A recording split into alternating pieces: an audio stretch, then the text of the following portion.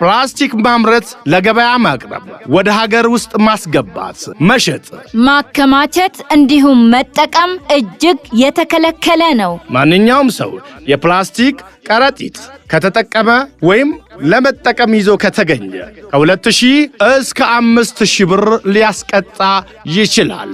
ካመረተ ወይም ወደ አገር ውስጥ ካስገባ፣ ለገበያ ካቀረበ ወይም ከሸጠ፣ ለንግድ ዓላማ ካከማቸ ወይም ይዞ ከተገኘ ከ50,000 ብር እስከ 200,000 ብር ሊያስቀጣ ይችላል።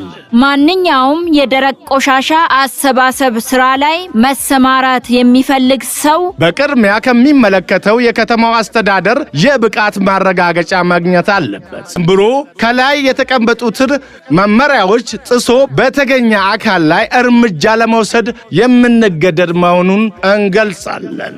የሻሸመኔ ከተማ መዘጋጃ ቤት